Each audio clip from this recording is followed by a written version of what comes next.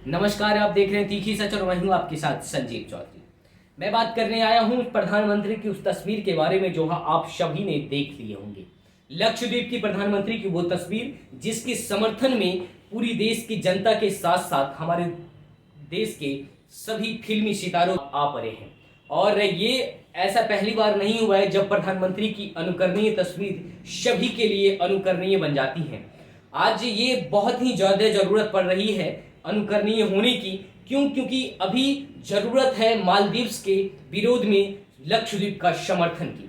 प्रधानमंत्री जी अपने social media handle से जो तस्वीर साझा करते हैं वो कोई मालदीव्स के विरोध में नहीं करते हैं। उसमें कहीं नहीं लिखा गया है कि मालदीव के विरोध में या मालदीव मत जाइए, लेकिन वो बस बुलाते हैं कि लक्षद्वीप आइए। हम बिल्कुल सभी देशवासियों को मालदीव के अगेंस्ट में लक्षद्वीप जाना चाहिए, लेकिन आखिर ये मालदीव के अगेंस्ट में बाद में क्यों पता चलता है? जब प्रधानमंत्री जी मोदी जी की तस्वीर साझा होने के बाद जब वहां मालदीव के कुछ मंत्रियां प्रधानमंत्री जी को अपशब्द कहते हैं और हमारे देश का विरोध करते हैं, उसके बाद जब हमारे आधिकारिक चैनल के द्वारा उन पे कंप्लेन की जाती है तो तत्काल प्रभाव से मालदीव के उन मंत्रियों को हटा दिया जाता है। लेकिन उसके बाद ये न्यूज़ हमारे बीच आती है, लेकिन तब तक हमें बहुत ही आम लग रहा होता है जो प्रधानमंत्री जी लक्षद्वीप गए हैं।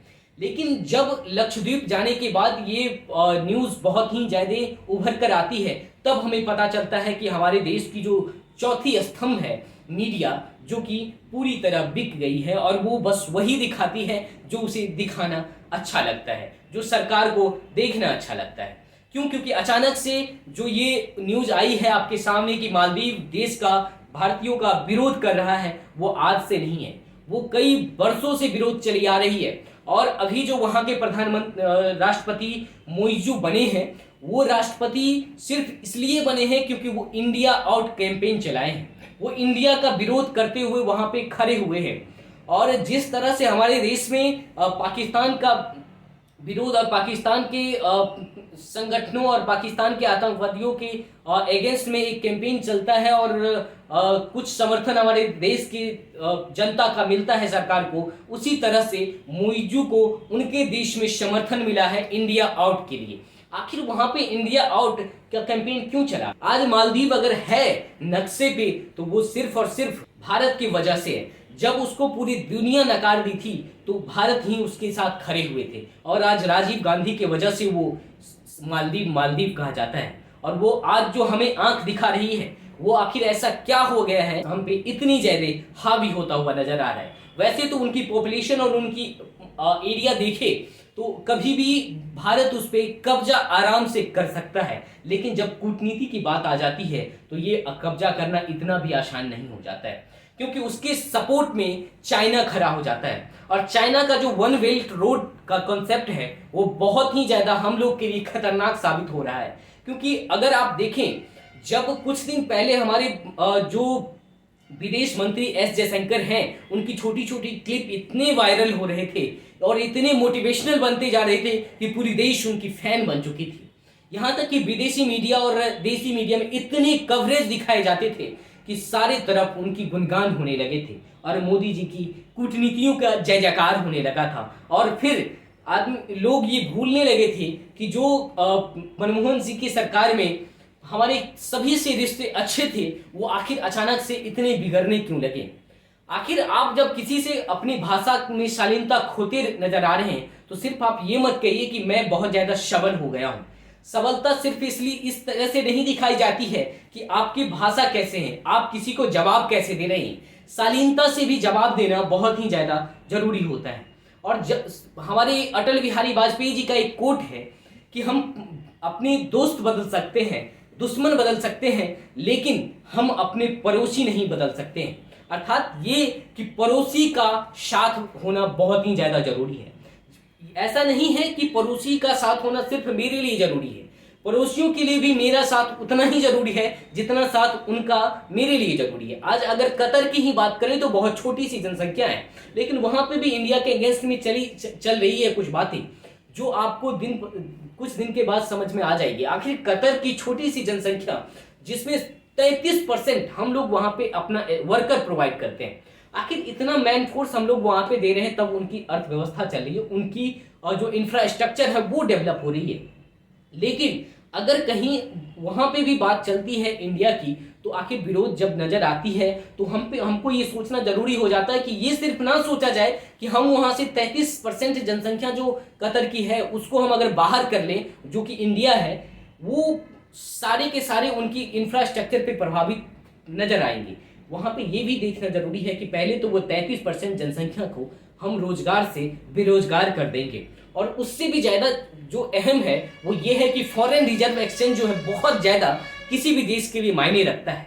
और अगर वो मैन पावर बाहर में काम करके हमारे देश रुपया भेजते हैं, जो एक कतर से लगभग 6,000 करोड़ की धनराशि आती है हमेशा हर साल, तो वो कहीं ना कहीं फॉरेन रिजर्व को बहुत ज्यादा बढ़ावा दे रही है, और वो कहीं ना कहीं देशभक्ति कर रहे हैं। वो कहीं ना कहीं जैसे हमारे देश में मिलिट्री और आर्मी सपोर्ट दे रहे हैं, उनका भी उसी तरह से योगदान हो रहा है कि अपने परिवार से दूर जब वो कमा के देश में भेजते हैं तो वो देश को कहीं ना कहीं सबल बना रहे हैं। लेकिन हम सिर्फ अपनी पहलू को देखना चाहते हैं, क्योंकि मीडिया हमको अपनी ही पहलू दिखा रही है। अभी जो मालदीव की चर्चा हो रही है, इस पे भी आप अगर देखेंगे तो कुछ मीडिया चैनल आपको ये दिखाएंगे कि इजराइल का बहुत बड़ा सपोर्ट आ गया है। इजराइल ने ट्वीट ये किया था कि हम सभी देशवासियों से कहते हैं कि आप एक बार लक्षद्वीप की सुंदरता को देखें, जो लक्षद्वीप की सुंदरता नहीं देखे। बहुत खुशी की बात है कि इजराइल हम अपने देशवासियों को लक्षद्वीप का न्योता दे रहे हैं, और साथ ही वो लक्षद्वीप में एक बहुत बड़ा प्रोजेक्ट का शिलान्यास भी करने जा रहे हैं। ये बहुत ही ज्यादा खुशी की बात है, नो डाउट। लेकिन ये कोई खुशी आज ये जब हमारे मालदीव विरोध में आए हैं ये तब शुरू नहीं हुई है। ये खुशी का आगाज जो है ये बहुत दिन पहले हो चुकी है। वो यहां तक चाहते हैं कि इजराइल के जो पर्यटक हैं वो मालदीव से नहीं है। अब जब वो इतना तक चाहते हैं तो अगर इजराइल अपने पर्यटकों को इंडिया ही भेजने का न्योता दे रहे हैं तो इसमें कौन सी बहुत बड़ी बात है। ये बहुत खुशी की बात है इंडिया के लिए, लेकिन ये मालदीव्स के लिए बहुत दुख की बात नहीं है, क्योंकि वो खुद चाहते हैं कि इजरायली पर्यटक हमारे देश ना आए। वो इजराइल को खुद ही अपना विरोधी मानते हैं और वो उनका खुलकर विरोध भी करते हैं। तो इजराइल का भारत के समर्थन में आना कोई बहुत बड़ा खुशी की बात नहीं है। लेकिन सबसे बड़ी दुख की बात यह है कि हमारे दिन प्रतिदिन जितने भी हमारे पड़ोसी देश हैं, आप चाहे भूटान की बात कर ले जो कि बहुत ही छोटी, और भूटान बहुत ही अहम है, क्योंकि डोकलाम की जब बात करते हैं तो भूटान की याद आपको जरूर आएगी। और भूटान की विदेश मंत्री अभी जस्ट चाइना गए हुए। अब आप देखेंगे कि छोटी छोटी जो देश थे, चाहे वो भूटान को ले लें, चाहे श्रीलंका को ले लें, पाकिस्तान हमारा ऑलरेडी ही विरोधी है, यहाँ मालदीव्स का ले लें, तो ये जितने भी छोटे छोटे देश हैं, अफगानिस्तान का तख्ता पलट ऑलरेडी हो चुका है, वहां हम उसका तालिबान का हम लोग ऑटोमेटिकली संगठन मानते हैं, विरोध आतंकवादी संगठन। तो आप अगर जितने भी पड़ोसी देश हैं उनमें अब सबके साथ देखेंगे तो भारत का रिश्ता बिगड़ता हुआ नजर ही आ रहा है। और ये बिगड़ता हुआ रिश्ता बहुत ही ज्यादा सोचनीय और बहुत ही ज्यादा चिंतनीय का विषय है, और इस पे चिंता करना हम सभी देशवासियों को बनता है, और इस पे सवाल पूछना हम सभी का दायित्व बन जाती है।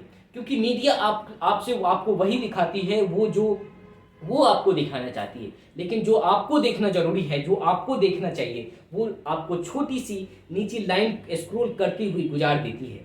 लेकिन आपको ये समझना पड़ेगा कि आखिर देश में चल क्या रहा है। आपको परीक्षा पे चर्चा करते हुए देखना है मोदी जी को, या मणिपुर जलता हुआ मणिपुर में कुछ आपातकाल स्थिति में गुजरते हुए माहौल के लिए मोदी जी का कुछ दो टूक सुनना जरूरी है।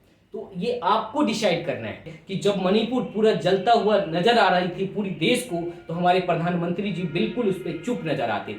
आखिर ऐसा क्यों हो रहा है, ये चीज समझने की जरूरत है कि आपको मीडिया दिखा क्या रही है। आप देखना वही चाह रहे हैं जो मीडिया आपको दिखा रही है, लेकिन आपको देखना वो चाहिए और देखना वो पड़ेगा जो मीडिया आपको नहीं दिखा रही है। और उसको आपको कहीं या कहीं अगर आप खोज के निकालते हैं तो तब आपको नहीं दिखेगा जब ये बहुत बड़ा न्यूज बन जाएगा। आपको तब पता चल जाएगा जब वो छोटी सी सुलगती हुई चिंगारी बनेगी।